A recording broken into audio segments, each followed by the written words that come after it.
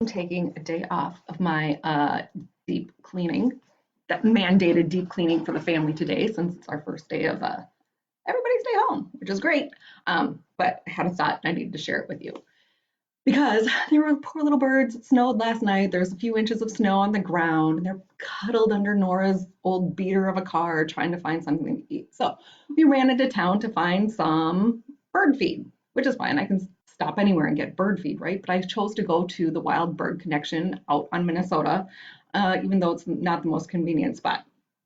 And then we chose to stop at the local Ace Hardware to pick up some scrubber pads for our pots and pans that are getting cleaned today. But the whole point is I want to show you how the money works when you choose to shop local versus when you choose to shop at a franchise, which is perfectly fine too. And of course, choose to shop at a national chain, which is also fine. But it's fun to pick on Walmart, right? So I'm going to pick on Walmart. So these are my little representations of each one of these stores. And you can see that each one has 10 slots. Okay. And so I have one here for, I have my cheat sheet on the back, so I know my percentages. And yes, I looked up their corporate income statement to make sure my numbers are right.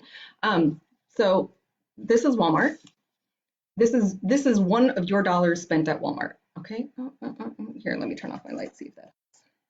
This is one of your dollars spent at Walmart. This is one of your dollars spent at a local franchise restaurant.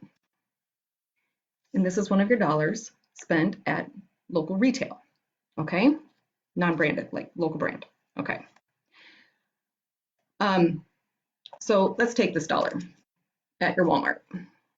Walmart spends 71% of your dollar on cost of goods sold. And we're going to assume that the factories where they get their stuff aren't local, okay? So 71% of this money leaves town. It goes somewhere else to pay for something else, okay?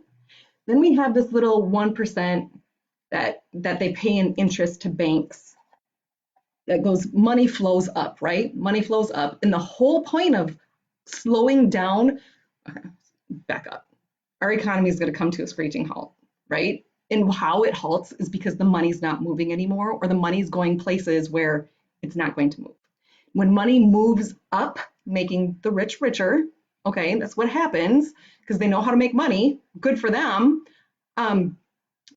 This is how the money moves up, and it's really easy for it to move up. So I'm going to take that 1% and I'm going to fold that over because it's too hard to rip off. Okay. The next part of your dollars, the 4% that goes to the corporate office to pay for their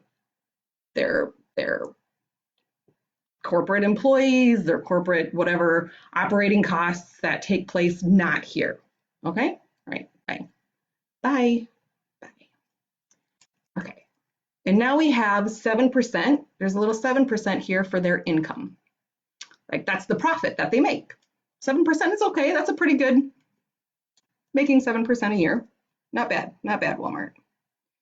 But that doesn't flow into our local economy. So that 7% goes away. So what we're left with here is what I'm estimating to be about 16% of the local payroll and the 6% of the sales tax. I'm not including federal taxes in here for my own reasons, which I can explain later, but about 22% of your dollar, 22 cents of your dollar is going to stay here. That's 6% for sales tax because our state will use that locally, right? And the 16% for payroll. So that's Walmart. Great. We get to keep 22% in our local economy. What happens when I shop locally? Okay, this is the same dollar spent locally. Now, it's more expensive, but for a reason. 50% is going to go to cost of goods sold, not the 71%, but about 50% is going to go to cost of goods sold. So I'm going to take off 50% right now. And like the manufacturers probably aren't here in town, so that money goes out of town, that 50 cents goes out of town.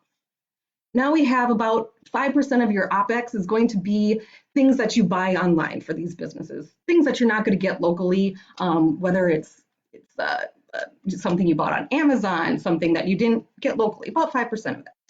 The rest of this, 45%, We have our little tiny 6% for sales tax of that dollar that you spent, right? We have about 30% for the local payroll and local operating expenses for this business, and about 7% of the income. And all of this gets to stay in our local economy and circulate again. So now we're up to, I just kind of count the blocks because I didn't do the math. What is this? About 43% gets to stay in our local economy because you chose to shop local. And now this money gets to keep on moving instead of this 22% that has to keep on moving around in our economy.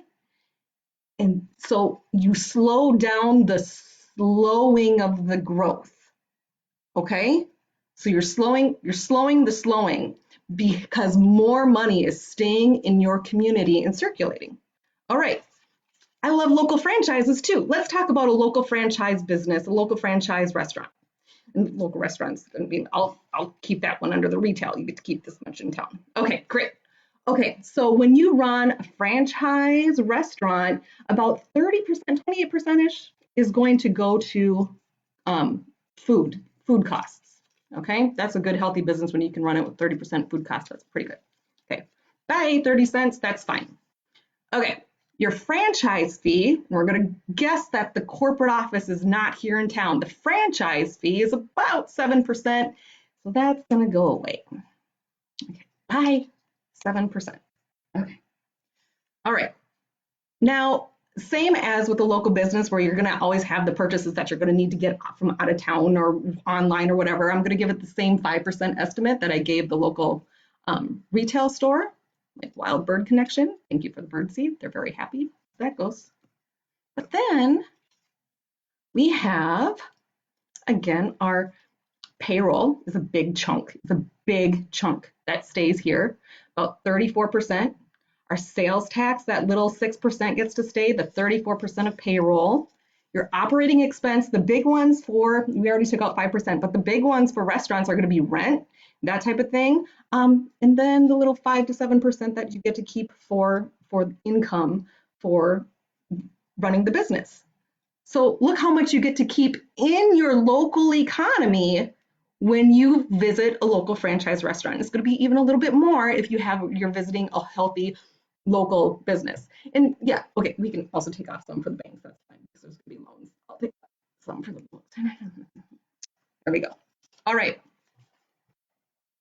Cash that stays in our economy when you eat local at a franchise restaurant, not a corporate owned restaurant.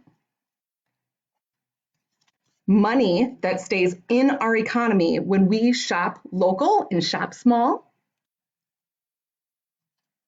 The amount of your money that stays local and keeps circulating with the people that need it the most in times like this when you shop at big box stores. And I understand there are people who need to shop at this store because they need to hold on, they need to be very prudent with their money. But this is how we keep our communities alive. This is how we keep businesses afloat, our friends and family and neighbors. This is how we help keep them afloat in the next coming months. It's not going to be easy, folks, but this is how it's done. Okay? I love you dearly. I really don't want to go do my laundry right now or scrub my pots and pans, but I'm going to go scrub my pots and pans. Give me questions. Give me questions. I want to know what you want to know. Okay?